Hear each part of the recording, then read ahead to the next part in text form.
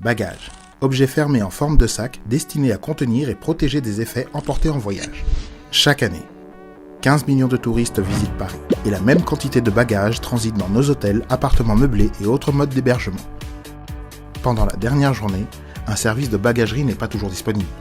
La question se pose alors de savoir où déposer son bagage. Roberto est un de ces touristes. Roberto ne risque pas d'oublier son dernier week-end passé à Paris. Il est resté assis à la terrasse d'un café. Bref, il a loupé son dernier après-midi.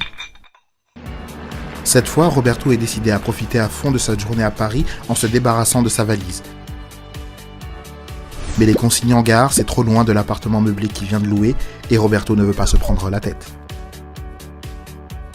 Carole, de son côté, tient une boutique et aimerait bien arrondir ses fins de mois. Et aider quelqu'un comme Roberto à stocker son bagage, c'est aussi le bon plan pour avoir de nouveaux visiteurs. Et en plus, sa boutique est à côté de l'appart que Roberto a loué dans le Marais. Et bien justement, dropandshopparis.com propose une liste de points de dépôt dans lesquels il est possible de confier son bagage. En quelques clics, Roberto effectue une recherche sur le site en spécifiant le lieu et l'heure du dépôt du bagage, et il trouve aussitôt des boutiques points de dépôt partenaires de dropandshopparis.com prêtes à stocker sa valise pour une après-midi. Roberto paye directement sa résa sur le site en toute sécurité et un numéro de réservation lui est attribué. Quand il est à Paris, Roberto se rend dans la boutique de Carole. Il lui confie sa valise, c'est chouette.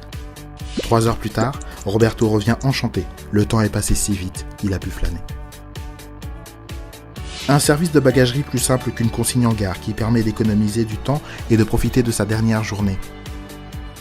Bref, un service gagnant-gagnant que l'on noterait sûrement 5 étoiles, non ?